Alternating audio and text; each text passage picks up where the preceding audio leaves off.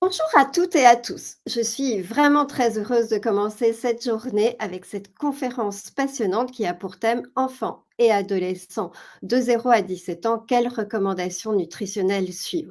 Je suis également ravie de vous savoir en si grand nombre derrière vos écrans. La thématique a en effet beaucoup retenu l'attention. La croissance harmonieuse des enfants est très mobilisatrice. C'est pourquoi le FAS a souhaité traiter ce thème en apportant des réponses pratiques.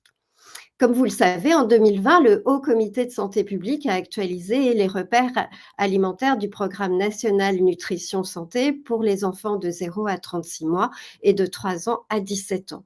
Beaucoup de ces recommandations sont en phase avec celles élaborées par des pédiatres experts au nom des sociétés savantes pédiatriques. Toutefois, il y a quelques points de divergence qui méritent discussion. C'est notamment tous ces points comme le fer, le calcium, la place des acides gras essentiels qui vont être débattus dans la présentation du professeur Patrick Tougnan que nous avons le plaisir d'accueillir. Il est chef de service de nutrition pédiatrique à l'hôpital Trousseau à Paris. Nous retrouverons ensuite pour échanger sur les questions. Quelques petits points pratiques avant de se quitter. Vous pourrez échanger avec nous grâce à l'onglet questions, mettre des commentaires sur la partie chat ou encore réagir sur Twitter avec le hashtag FASEvent. Vous recevrez rapidement la présentation, le résumé et le dossier participant après la conférence. Et puis également, la vidéo sera très rapidement sur le site du FAS et sur YouTube. Je vous souhaite une excellente conférence et je vous retrouve tout de suite après. Merci beaucoup Agnès et merci aussi au Fonds français pour l'alimentation et la santé de me donner l'opportunité de parler des recommandations nutritionnelles pédiatriques avec mon regard de pédiatre avec 30 années d'expérience en nutrition pédiatrique. Alors pourquoi j'ai choisi ce thème? Quelles recommandations suivre?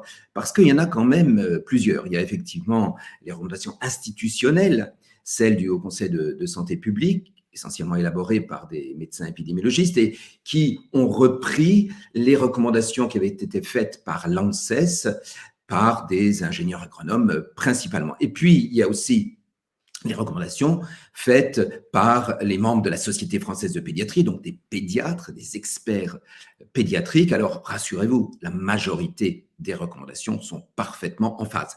Donc, lorsque je vous en parlerai et qu'il n'y aura pas de divergence, ce seront des recommandations communes. Mais il y a bien sûr quelques petites divergences dont j'aimerais qu'on discute ensemble. Alors allons-y. Alors on va faire ça de manière très très chronologique et on va commencer bien évidemment au 0, 4, 6 mois, c'est-à-dire le tout petit bébé. Alors, je n'apprendrai rien à personne en précisant qu'il n'y a rien de mieux que l'allaitement maternel.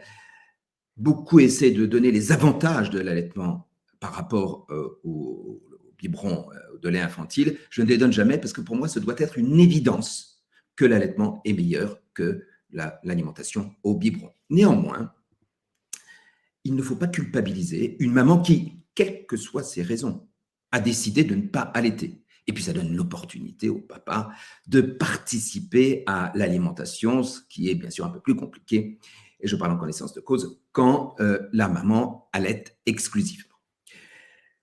Donc, la période 0-4-6 mois est simple, allaitement à privilégier, et pour les mamans qui ne veulent pas, les biberons de lait infantile. Passons au stade ultérieur, qui est la diversification. Là, c'est bien sûr un peu plus compliqué.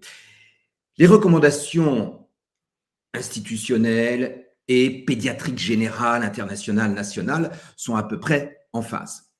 En effet, quel que soit le nourrisson, qu'il soit à risque ou pas d'allergie, qu'il soit allaité ou pas, la diversification doit impérativement être réalisée entre 4 et 6 mois. Dès 4 mois révolus, c'est possible. Et l'autre importance, c'est d'introduire dès 4 mois et avant 6 mois les aliments à fort potentiel allergisant que vous voyez ici, et notamment l'arachide et l'œuf. On va voir tout de suite pourquoi je les ai soulignés, parce qu'il y a des preuves de l'intérêt de les introduire tôt, mais aussi les fruits à coque, noix, noisettes, amandes, pistaches, le poisson et le blé, notamment le gluten. Alors, pourquoi l'arachide et l'œuf?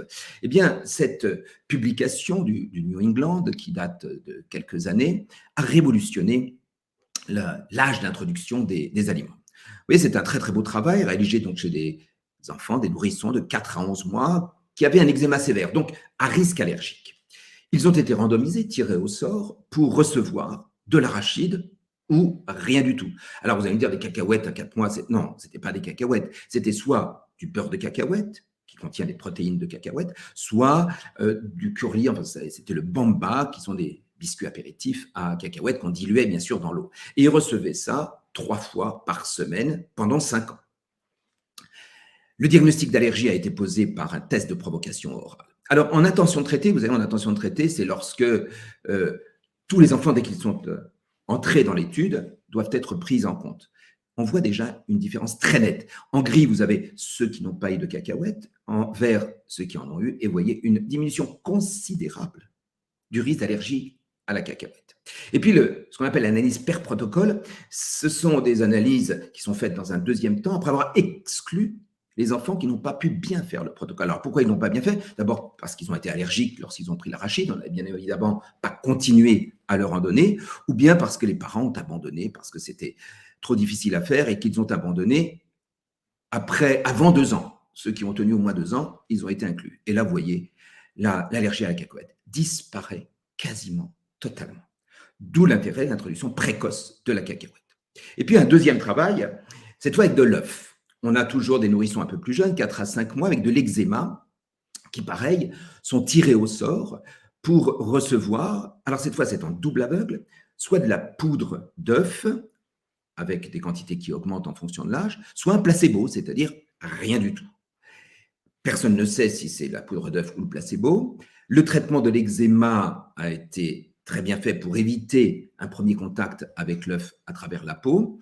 Et le diagnostic d'allergie à l'œuf a été fait à 1 mois en aveugle par un test de provocation orale. Là aussi, vous voyez, en intention de traiter une diminution significative et très importante du risque d'allergie à l'œuf. En bleu, c'est ceux qui n'ont pas reçu, qui ont reçu le placebo. En rose, c'est ceux qui ont reçu l'œuf. Et l'analyse per protocole qui a exclu les 25 nourrissons qui n'avaient pas pu bien faire l'étude et qui étaient sortis de l'étude, la différence est encore plus importante. C'est pour ça que l'œuf et l'arachide doivent être introduits tôt pour diminuer les risques allergiques et par extension, on a été jusque vers les autres aliments à fort potentiel allergisant comme les fruits à coque, le blé et le poisson. Alors, diversifier, ça ne veut pas dire que l'enfant doit abandonner le lait. Bien au contraire. Il est impératif que de 6 mois à 1 an, l'enfant conserve au moins 3 biberons ou au moins 3 tétés de sein s'il veut assurer l'ensemble de ses besoins nutritionnels, notamment en fer et en acides gras essentiels, avec une seule exception. Le lait de mère ne contient quasiment pas de fer. Et donc, les enfants allaités après 6 mois doivent impérativement être supplémentés en fer. C'est important parce que malheureusement, on en voit beaucoup qui ne sont pas supplémentés en fer. C'est une recommandation absolument consensuelle, notamment de la Société française de pédiatrie, mais aussi du Haut Conseil de santé publique. Autre élément très important au moment de la diversification, le gras. Le gras, alors vous savez, ne pas manger trop gras, ça ne s'applique pas aux enfants. Les enfants ne mangent pas assez gras, notamment les plus jeunes. En effet, l'EFSA, l'Agence européenne, recommande que les apports lipidiques soient d'au moins 40% des apports énergétiques totaux entre 6 et 12 mois. Et la seule solution pour y parvenir, c'est d'ajouter de la graisse dans tous les plats salés du nourrisson, qu'ils soient faits maison, mais aussi les petits pots. Les petits pots ne contiennent pas, pour des raisons technologiques, assez de graisse. Donc, il faut ajouter alors toutes les graisses que vous voulez, beurre, margarine, huile, crème, il faut de la graisse. Pourquoi? Parce que regardez, ce travail que j'ai fait avec les diététiciennes de mon service, on a cumulé à différents âges la quantité de graisse totale que l'enfant recevait dans la journée. Vous voyez, ce n'est pas négligeable, hein, si on prend ça, 2 repas salés avec 3 cuillères à café d'huile et 1 cuillère à café de beurre. Je vous rappelle que c'est 40% qu'il faut atteindre. Et vous voyez que là, on les atteint difficilement. Autant dire que si on n'ajoutait pas cette graisse, eh bien, on ne les atteindrait pas. Alors, quand on dit graisse, beurre, crème, tout ça, on comprend, mais quelle huile ajouter? Eh bien, si possible, il faut ajouter les huiles les mieux équilibrées en oméga 6, oméga 3, en linoléique et acide alpha-linolénique. Et les trois qui sont les mieux équilibrés, comme vous le constatez sur cette diapositive, sont l'huile de colza, soja et l'huile de noix. Alors, c'est habituellement l'huile de colza qu'on utilise. Alors, pour ceux du Sud qui aiment beaucoup l'huile d'olive, elle est excellente au goût, mais malheureusement, ce n'est pas la mieux équilibrée. Donc, c'est pas, contrairement à l'adulte où l'huile d'olive permet une prévention des maladies cardiovasculaires, c'est pas le problème chez l'enfant. Donc, oui pour le goût, mais pas pour l'équilibre en acides gras. Alors, pourquoi cette concentration sur le gras? Eh bien, la région la plus graisseuse de l'organisme, c'est le cerveau. Le cerveau est très riche en gras et a besoin de gras pour se développer et bien fonctionner. D'où l'importance de donner suffisamment de lipides aux jeunes nourrissons. Enfin, pour terminer la partie diversification, quelques règles importantes. Il y en a d'autres, bien évidemment, mais je me suis concentré sur 3 règles importantes. La première, qui est reprise de manière consensuelle, pas de viande hachée mal cuite ou de lait ou fromage non pasteurisé avant l'âge de 5 ans. Pourquoi? Parce que dans le tube digestif des ruminants, il y a une bactérie, Escherichia coli 157H7, qui est responsable d'un syndrome hémolytique et urémique. Alors, ce n'est pas fréquent, hein, c'est une centaine de cas par an en France, mais c'est une maladie qui peut être très grave, qui peut même conduire au décès. Et donc, malheureusement, nous, le pays du fromage, on est obligé de donner des fromages pasteurisés qui, bien évidemment, sont un peu moins bons. C'est dommage parce que même les nourrissons adorent le camembert bien fermenté. Mais bon, c'est comme ça, c'est un risque faible, mais existant. Deuxièmement, on entend souvent « Oh là là, il faut introduire qu'un seul aliment à la fois ». C'est très très compliqué à faire. Ce n'est pas exactement ce qu'il faut entendre. Il faut entendre que les aliments à fort potentiel allergisant, bien évidemment, ne doivent pas être introduits ensemble. Je rappelle, œufs, poissons, fruits à coque, arachides. Ceux-là, il faut les introduire et attendre quelques jours pour éventuellement dépister une allergie. Mais tous les autres aliments, il n'y a aucune raison de les introduire un par un, ce qui est bien sûr plus simple. Et puis sûrement la plus importante des recommandations, parfaitement reprise par le Haut Conseil de santé publique, c'est l'évolution des textures. Quand au début de la diversification, l'alimentation doit être lisse, mixée. Mais dès 8 mois, il faut qu'elle devienne grumeleuse, moins lisse, moulinée. Il faut déjà que l'enfant ressente des sortes de petits morceaux dans la bouche. Et dès 10 mois, il faut introduire des petits morceaux. C'est très important, dont la taille et la dureté vont progressivement croître. Pourquoi ça? Parce que si on laisse l'enfant très très longtemps par une alimentation lisse, eh bien, on voit apparaître une chose que nous, pédiatres, on voit de plus en plus, le refus des morceaux. Et on voit des enfants de 1 an, 2 ans qui continuent à refuser les morceaux. Donc la prévention de ce refus des morceaux, eh bien, c'est l'introduction suffisamment précoce, dès 10 mois, de ces morceaux qu'on va bien sûr augmenter dont on va augmenter la taille et la dureté. Alors, tout ça, on était en convergence. Mais il y a quelques petits points de divergence dont j'aimerais discuter avec vous. Tout d'abord, quelque chose qui est repris par beaucoup de comités, notamment internationaux, c'est la peur des protéines. Effectivement, le Conseil de santé publique dit qu'il faut éviter les apports en protéines trop élevés. Alors, ils ont raison si on parle de besoins nutritionnels. En effet, les produits carnés ne contribuent que très peu aux apports en fer. Vous voyez, j'ai mis ici 10 grammes de produits carnés, c'est ce qu'on donne à peu près à cet âge-là, 10-20 grammes de produits carnés, ça correspond à 40 millilitres de lait deuxième âge, c'est-à-dire 5% des besoins en fer, des besoins de fer absorbés. C'est très très peu. Donc, effectivement, si les enfants boivent les fameux 3 biberons quotidiens, je ne parle pas des enfants allaités, dont j'ai parlé tout à l'heure, ils n'ont pas besoin de manger de la viande. Donc pour ça, ils ont raison.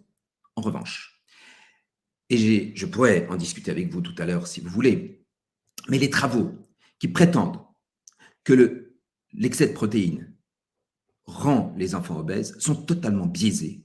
Et d'autres travaux qui sont pratiquement jamais cités montrent le contraire. Quant aux reins, on dira là, trop de protéines, ça va altérer la fonction rénale. Aucun travail n'a jamais étayé cette hypothèse. Donc, ils n'ont pas besoin de viande s'ils boivent leurs 3 biberons par jour. Mais donner de la viande n'est pas, donc des protéines, n'est pas toxique. Reste le problème des enfants allaités au-delà de 6 mois qui ont besoin de fer, ils sont supplémentés. Et on pourrait éventuellement, si on leur donne beaucoup de viande, éviter cette supplémentation, mais c'est compliqué. En tout cas, pour moi, il n'y a aucune raison d'avoir peur des protéines à cet âge-là, et même au-delà d'ailleurs. Alors, l'autre point de divergence, toujours assez consensuel, notamment au niveau européen, c'est le sel et le sucre. Vous voyez, le Haut Conseil de santé publique dit qu'il faut éviter la consommation de sel parce qu'on risque d'habituer les enfants à aimer salé et avoir de mauvaises habitudes à l'âge adulte. Alors, c'est peut-être vrai, mais cette publication, dont l'objectif était de refaire un bilan de la littérature sur le lien éventuel entre la consommation salée très tôt dans la vie et l'habitude au goût salé ultérieure, je vous ai mis la conclusion et je l'ai traduite. Le rôle de la consommation répétée d'aliments salés durant la petite enfance, dans l'appétence ultérieure accrue pour la saveur et les aliments salés durant l'enfance, l'adolescence et l'âge adulte, demande cependant davantage d'études. Donc, la conclusion, elle est prudente. Ils ne disent pas non, ils ne disent pas oui. Pour moi, aujourd'hui, il n'y a aucune preuve de ce qui est avancé. Maintenant, je n'ai pas dit que c'était faux. Le problème est peut-être encore plus aigu avec le sucre, avec les produits sucrés. En effet, donc, le Conseil de santé publique, mais c'est repris aussi par la Société européenne, recommande de limiter la consommation de produits sucrés, toujours pour avoir des habitudes saines à l'âge adulte. Alors, il y a très, très, très peu de travaux. Vous voyez, j'ai retrouvé ce vieux travail qui a plus de 30 ans pour dire ce qu'il en est.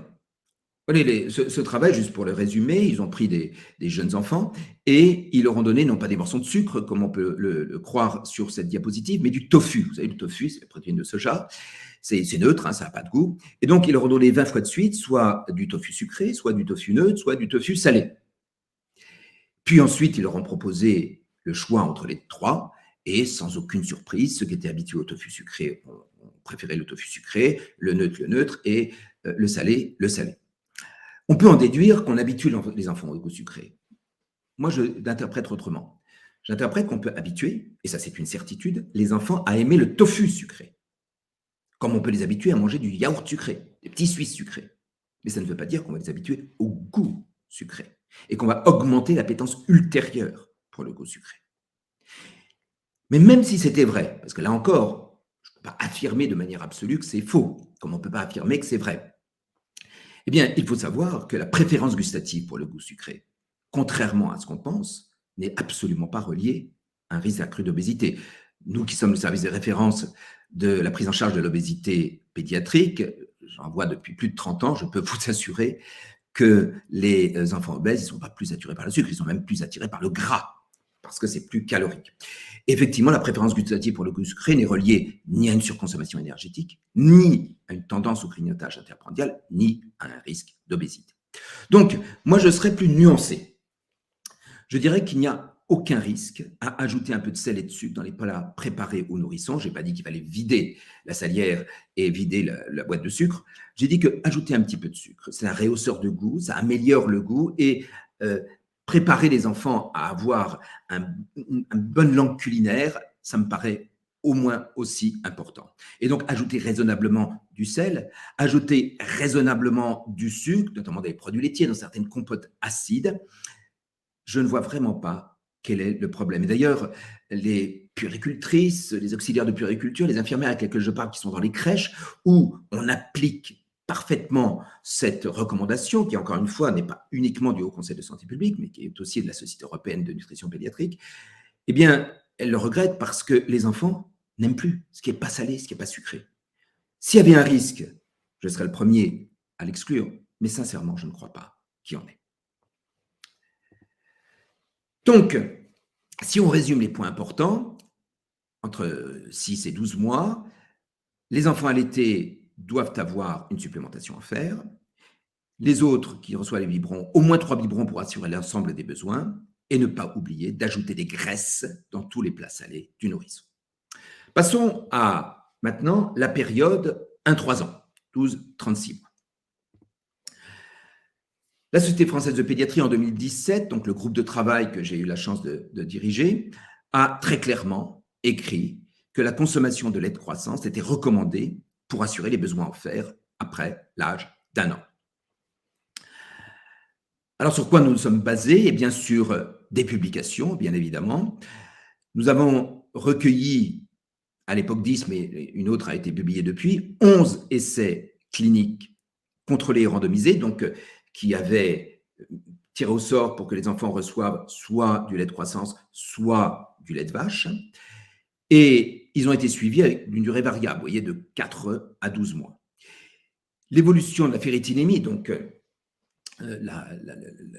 c'est le paramètre qui permet de voir le statut martial, était significativement plus favorable dans plus de 80% des études, 9 études sur les 11. L'hémoglobine, c'était moins clair, uniquement une évolution favorable dans 5 études sur 11, mais pour que l'anémie apparaisse, tous les enfants partaient d'un statut martial normal, pour que l'anémie apparaisse, il faut beaucoup plus de recul. Et donc, les études qui avaient un faible recul, l'anémie n'avait pas le temps d'apparaître.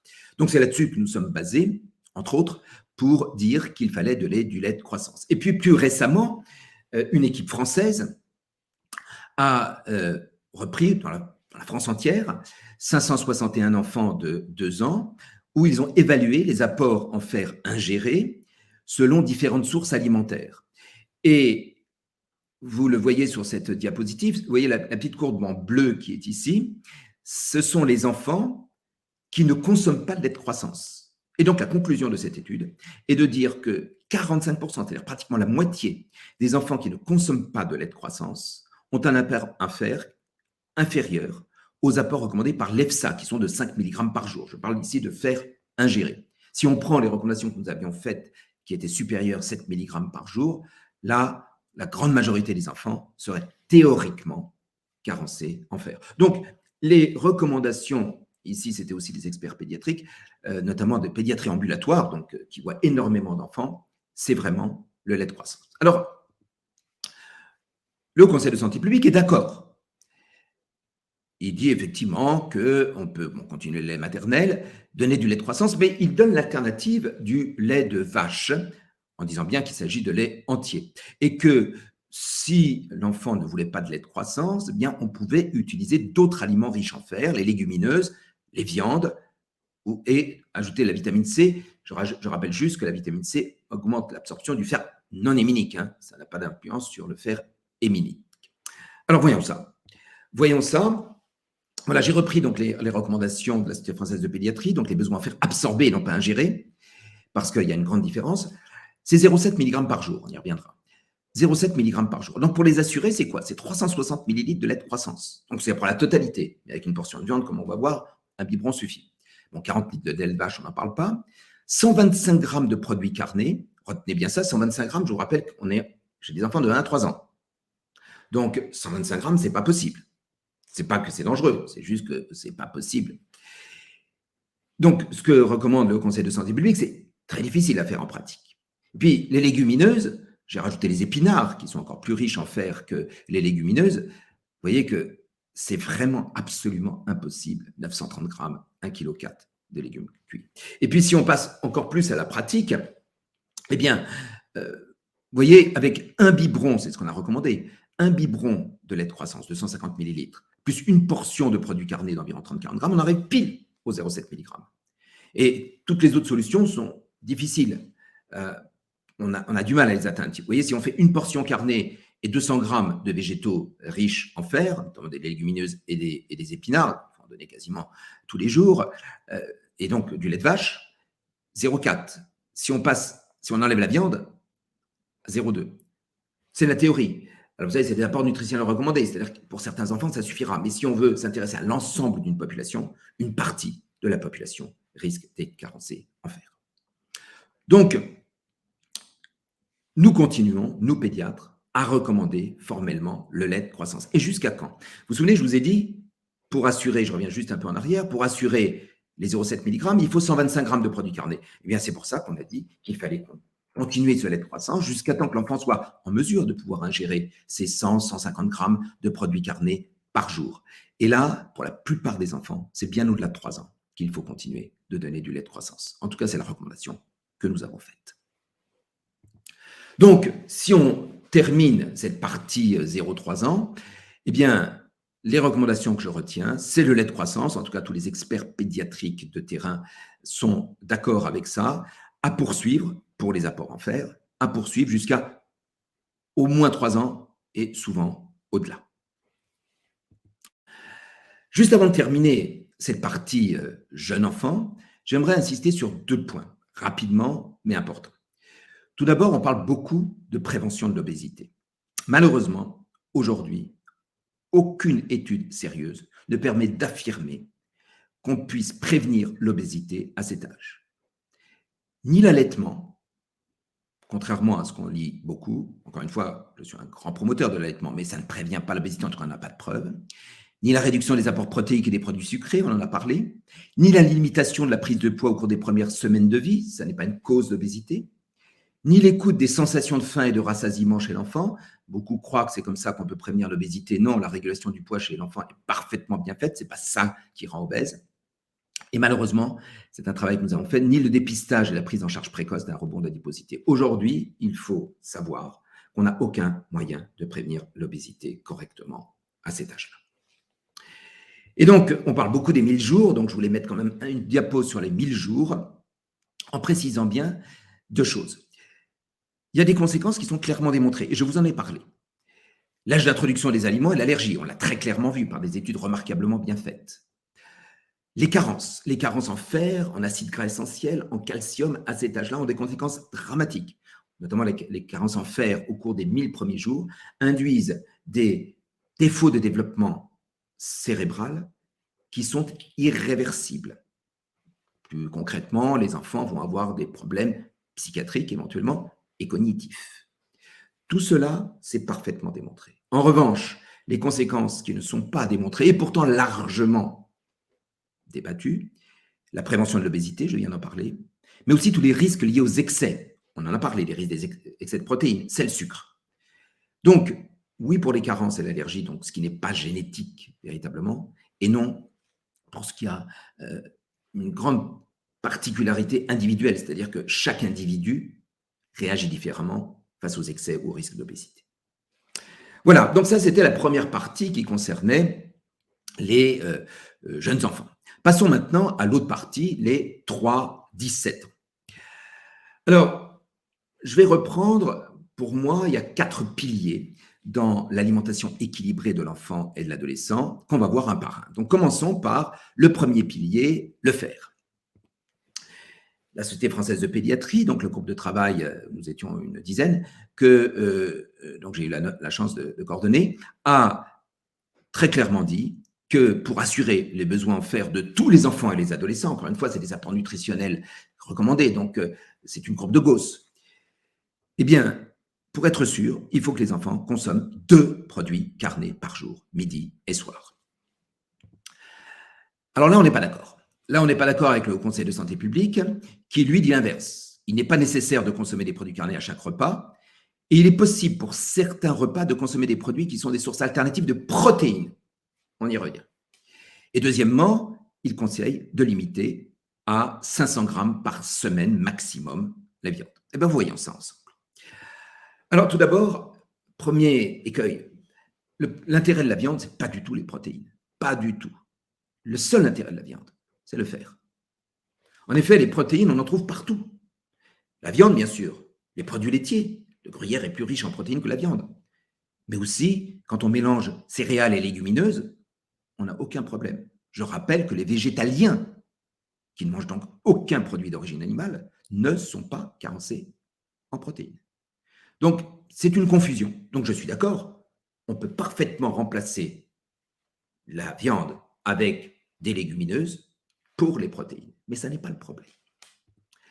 En effet, le problème, c'est le fer. Donc, voilà les recommandations que nous avons faites en faire absorber, pas en faire ingérer. Donc, environ, vous voyez, 1-2 mg par jour, selon l'âge et le sexe, de fer absorbé chez l'enfant et chez l'adolescent. Alors, il faut bien savoir une chose, c'est que le fer héminique, qui est amené par l'hémoglobine et la myoglobine, donc on trouve dans la viande, ou les abats ou le poisson, est très bien absorbé, enfin très bien, 20 à 30%. Alors que le fer non héminique, qu'on trouve notamment dans les végétaux, est absorbé à seulement 2 à 5%, 7 à 8 fois moins. C'est pour ça que nous, à la Société française de pédiatrie, on a donné les recommandations à faire absorber et non pas à faire ingérer. Alors, 1 milligramme, pour absorber 1 milligramme de fer, on peut soit manger 130 grammes de bœuf. Bon, si on prend tous les produits carnés ensemble, c'est 180 grammes de produits carnés, c'est beaucoup. La viande rouge étant plus riche que la viande blanche. Alors pourquoi j'ai mis le poulet? Parce que vous avez vu dans le Conseil de santé publique, ils excluent la volaille. C'est surtout la viande rouge qui les inquiète. Eh bien, c'est vrai que la cuisse de poulet est plus riche en fer, mais vous voyez quand même 330 grammes, c'est pas facile. Par contre, le blanc de poulet, c'est très pauvre en fer, c'est 3 fois moins riche en fer. Donc c'est un peu compliqué. Le poisson aussi, c'est un peu compliqué. Juste un petit détail, et on parle souvent de viande, poisson, œuf. Il faut savoir que si c'est vrai que l'œuf est riche en protéines, mais l'œuf est très très pauvre en fer. Hein. En tout cas, c'est pas avec les œufs qu'on peut assurer les besoins en fer. Regardez, il faut 1,5 kg. Alors, est-ce qu'on peut remplacer la viande par des végétaux pour assurer les besoins en fer? Sincèrement, j'ai pris des céréales complètes qui sont riches en fer. C'est 370 grammes. Pour 1 milligramme, il en faut le double chez les adolescents. C'est beaucoup, beaucoup, beaucoup. Quant aux autres, les épinards, les légumes secs, vraiment, non. Pour nous, c'est très clair. On ne peut pas remplacer les produits carnés pour assurer les besoins en fer. Alors, je suis d'accord, il ne parle pas des besoins en fer, il parle des besoins en protéines. Là, je suis entièrement d'accord. Mais non, on ne peut pas remplacer. Et de manière très symbolique, là, je voudrais parler des fameux steaks de soja. Alors, effectivement, quand on regarde le contenu en fer, on se dit, bon, c'est à peu près pareil, 2,7 mg, 1,7 mg, c'est à peu près pareil. Le problème, c'est à 8 fois moins absorbé. Donc, le fer absorbé, il est 10 fois moindre. Donc, il en faut 10 fois plus pour arriver aux besoins. Faites le calcul, il faudrait 1 kilo de steak de soja pour assurer les besoins. Non, on ne peut pas remplacer la viande par les végétaux. Et puis le deuxième point sur lequel ils insistaient, c'était limité à 500 grammes par semaine. Alors 500 grammes par semaine, j'ai calculé, ça fait à peu près 2,8 mg de fer absorbé par semaine. Eh bien, j'ai mis ici la courbe de Gauss avec les extrémités. Vous voyez que 2,8 mg par semaine, même s'il y a d'autres sources de fer, la grande majorité des adolescents seront carencés en fer. En tout cas, moi qui suis un pédiatre de terrain, je peux vous assurer que j'ai vu des milliers, j'ai bien dit des milliers, j'exagère pas, d'enfants dans ma carrière qui étaient carencés en fer parce qu'ils ne consommaient pas assez de produits carnés. Et la plupart de ces enfants, lorsqu'ils recommencent une consommation carnée propre aux recommandations que nous avons données, ont de nouveau un statut martial normal. Donc non, il ne faut pas limiter les produits carnés chez l'enfant et l'adolescent, bien au contraire. Je rappelle aussi que la carence en fer est la première maladie nutritionnelle de la planète et que nous, dans les pays industrialisés, nous avons la chance d'avoir accès à la viande. Et beaucoup de pays en voie de développement n'ont pas cette chance. Et la carence en fer est extrêmement importante dans ces pays. Alors, on va me dire, oh là là, oui, mais vous ne pensez pas au cancer, aux reins? Eh bien, je ne parlerai pas des adultes, même si je pense que là encore, il y a des biais majeurs et que le lien entre viande et cancer est discutable, mais revenons à la pédiatrie. La pédiatrie, il n'y a aucune contestation possible. Je vous ai mis les deux publications qui le prouvent. Il n'y a aucun lien entre la consommation excessive de viande, même de viande rouge durant l'enfance, et le risque de cancer à l'âge adulte ou d'altération de la fonction rénale à l'âge adulte. Très clairement. Je ne parle pas des enfants qui ont déjà une pathologie rénale. Je parle des enfants tout venant. Donc, pitié, écoutez les pédiatres. Les enfants ne sont pas des adultes en miniature, pas d'adultomorphisme. Alors peut-être qu'il faut limiter la viande chez l'adulte. Je ne suis pas expert, je ne veux pas en parler. Mais chez l'enfant, c'est absolument pas une bonne chose. Et croyez les pédiatres de terrain. Donc très clairement, pour moi, c'est 2 produits carnés par jour pour les enfants et les adolescents. Passons au calcium. Alors là, il faut savoir que les besoins en calcium, toujours, c'est la courbe de Gauss, donc c'est l'extrême droite de la courbe de Gauss, ils sont particulièrement élevés chez l'enfant et l'adolescent. Vous voyez, entre 11 et 17 ans, 1150 mg par jour, c'est beaucoup. Alors, sous la direction de Justine Baqueta, une grande experte internationale de la vitamine D et du calcium, et d'Agnès Linglard, qui est aussi une autre experte en vitamine D et en calcium, nous avons élaboré on était 16 experts et ça a été validé par l'ensemble des sociétés pédiatriques concernés. Les dernières recommandations qui vont bientôt sortir, publiées dans les archives de pédiatrie, donc elles ne sont pas encore publiées. Et voilà la conclusion que nous avons faite. Pour assurer les besoins en calcium, un enfant ou un adolescent doit consommer 3-4 produits laitiers par jour.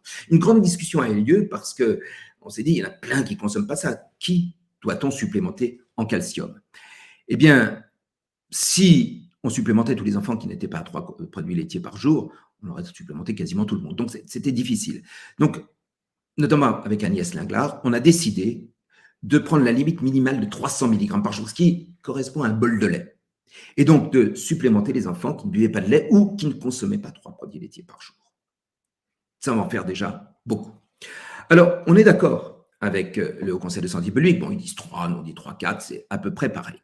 Là où nos avis divergent, c'est quand ils écrivent que les produits laitiers sont soit les meilleures sources de calcium, mais qu'on peut les remplacer par des légumineuses, des légumes, des fruits à coque, des eaux riches en calcium ou des boissons végétales enrichies en calcium.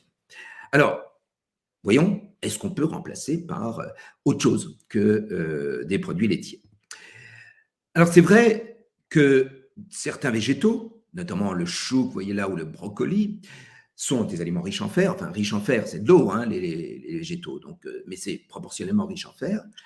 Et avec en calcium, mais avec un calcium qui est encore mieux absorbé que celui du lait. Vous voyez, si on prend comme base pour le lait et les produits laitiers, pour l'absorption du calcium, eh bien, on a dans les choux, c'est un calcium qui est mieux absorbé. Et dans les brocolis, c'est pareil. Et bon, manger des choux et des brocolis tous les jours, c'est un peu compliqué. Et si on diversifie un petit peu, là, c'est plus le même problème. Hein, parce que les oxalates, les phytates qui sont là-dedans diminuent considérablement l'absorption du calcium, donc qui est terriblement réduite. Quant aux eaux minérales, eh bien, l'absorption du calcium des eaux minérales est à peu près la même que l'absorption du calcium du lait. Donc, si on fait en termes d'équivalence, c'est-à-dire que, par exemple, pour le chou, j'ai diminué de 25% la quantité à manger, puisque le calcium est mieux absorbé. En prenant la base du lait, pour 380 mg de calcium, ce qui est un tiers du besoin quotidien des adolescents. Donc, vous voyez que c'est un bol de lait, 2 yaourts et demi, un peu plus d'une portion de gruyère, 75 g de camembert, du fromage blanc. Bon, les fromages à pâte cuite sont un peu plus riches. Donc, 3 produits laitiers, on y arrive. Certaines eaux riches en calcium, sans publicité aucune, j'en ai mis quelques-unes là, notamment les premières qui sont riches en calcium. Vous voyez qu'à peu près avec 2 litres, on peut assurer la totalité des besoins. C'est quand même assez impressionnant. Bon, maintenant, les eaux pauvres en calcium, là, c'est impossible. Mais venons-en aux végétaux, ça n'est pas possible. Regardez, très clairement, on ne peut pas remplacer les produits laitiers par des végétaux. En tout cas, on l'a, nous, les experts pédiatriques, écrit que ça n'était pas possible de remplacer les produits laitiers pour assurer les besoins en calcium. Donc, je retiens quand même la recommandation donc, des experts pédiatriques, 3-4 produits laitiers par jour. Passons au troisième pilier, les acides gras essentiels. Donc, je rappelle, acide linolénique, alpha-linolénique, que l'être humain n'est pas capable de synthétiser et donc qu'on doit obligatoirement ingérer. Et puis le DHA, l'acide docosahexaénoïque, qui est un acide gras non essentiel, et on est capable de le synthétiser, mais toutes les instances recommandent un apport minimum, c'est ce qu'on appelle un acide gras conditionnellement indispensable. Pour les acides gras essentiels, ce sont essentiellement les huiles végétales, voilà, qui permettent d'assurer, globalement, chez les enfants et les adolescents, il n'y a pas trop de problème d'apport en acide gras essentiel. Le problème se pose avec le DHA, l'acide docosahexaénoïque.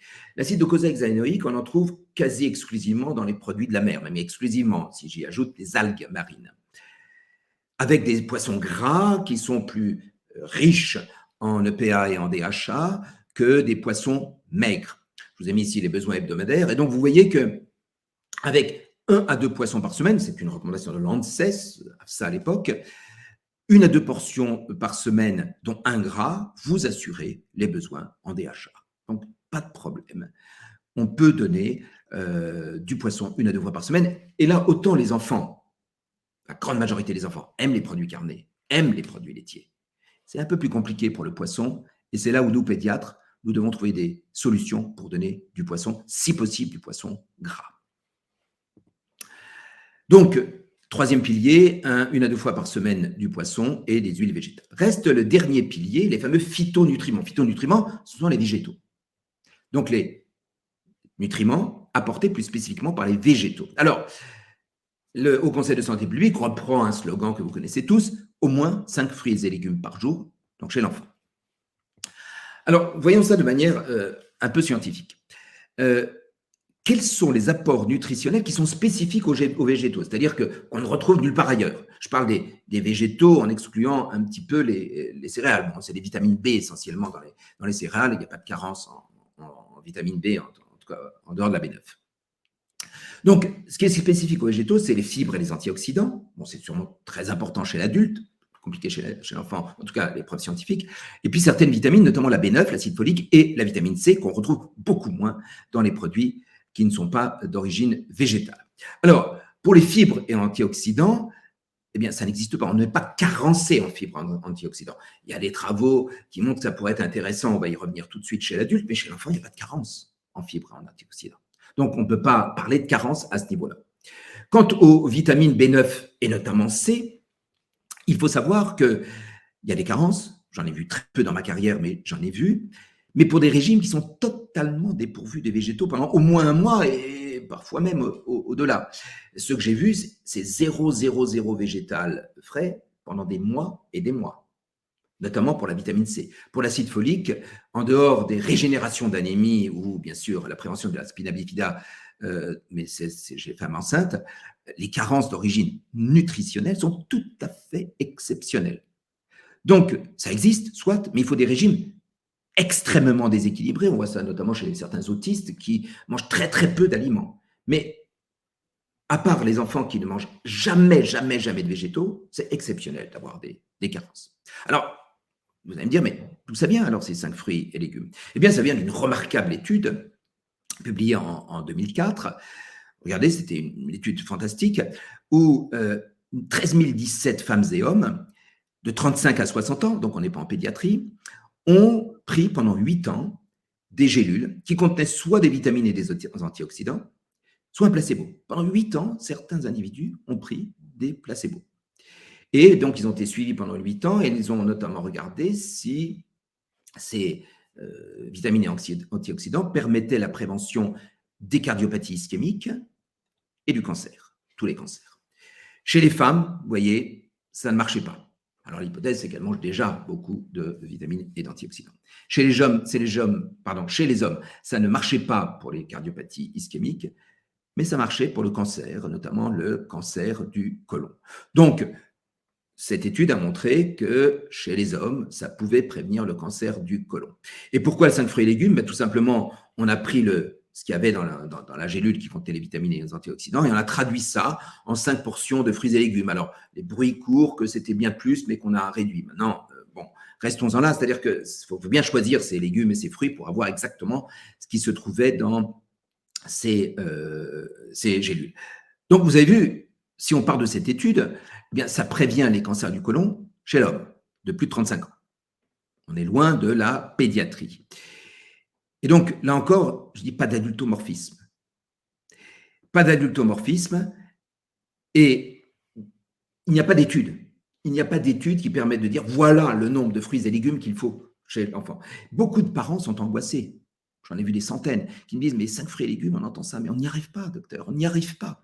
Est-ce que c'est grave? Écoutez, moi j'ai vu des milliers d'enfants qui mangeaient très très peu de légumes. Mais il y a toujours 1 ou 2 légumes frais qui ont, grâce à leurs yeux, les concombres, les tomates, certaines salades. C'est très très rare qu'aucun végétal n'ait grâce à leurs yeux. Et je n'ai jamais vu en 31 années de carrière. Jamais. En dehors donc des situations très très particulières, j'en ai vu que 2 dans ma carrière, de carence en quoi que ce soit chez les enfants qui ne mangeaient pas assez de fruits et légumes, et notamment qui ne mangeaient pas les 5 fruits et légumes par jour. C'est pour ça que je pense que manger au moins 1 fruit ou 1 légume par jour, on peut en manger 2, on peut en manger 3, ce n'est pas un problème, eh bien, ça suffit amplement. Bien sûr que je n'ai pas fait de démonstration, mais comme vous le voyez, la démonstration des 5 fruits et légumes par jour, elle n'est pas du tout pédiatrique, donc elle ne peut pas s'appliquer vraiment à la pédiatrie. Donc, on arrive à nos 4 piliers. Nos 4 piliers, le fer, le calcium, les acides gras essentiels, le DHA et les phytonutriments. J'ai rajouté au milieu les féculents. Les féculents, il n'y a pas de carence quand on ne mange pas de féculents. Mais ça permet d'amener des calories. Donc, les féculents, ça peut être important, ce n'est pas un pilier indispensable. Mais enfin, ce n'est pas un problème. Les enfants aiment les féculents. Les enfants aiment les produits laitiers, ils aiment les produits carnés. C'est un peu plus compliqué pour le poisson. Ils n'aiment pas beaucoup les végétaux. Je pense que la nature est bien faite. Et si on les a attirés vers les produits laitiers et produits carnés, c'est qu'il y avait sûrement une raison. Alors pourquoi j'ai parlé de piliers? J'ai parlé de piliers parce que lorsque les 4 piliers sont en place, c'est-à-dire après le repas, eh bien, l'enfant a le droit aussi de prendre du plaisir. Et je regrette, et c'est pour ça que je voudrais terminer là-dessus, qu'on ne parle pas assez de plaisir culinaire chez l'enfant. Aujourd'hui, on les interdit. Le sel, le sucre, attention, pas de ci, pas de ça, manger plein de fruits et légumes, c'est pas ce qu'ils préfèrent. Et on oublie le plaisir. Donc, je terminerai en parlant du plaisir. Oui, lorsque les 4 piliers sont en place, pas avant, donc pas avant le repas, pas entre les repas, pas au milieu du repas, mais à la fin du repas, les enfants ont le droit de prendre du plaisir et de consommer ce qui leur fait plaisir. Des bonbons, des chocolats, des sodas. Oui, après chaque repas, mais pas avant, pas pendant. Et je peux vous assurer qu'avec un bon équilibre nutritionnel que j'ai essayé de vous narrer ici, mais aussi avec du plaisir pour éviter cette peur qui est en train de gagner la France entière et notamment les jeunes adolescents que je vois de plus en plus, je pense que les enfants et les adolescents se nourriront beaucoup mieux. Voilà, merci de m'avoir écouté. Je pense qu'il y a énormément de questions et je vais essayer d'y répondre.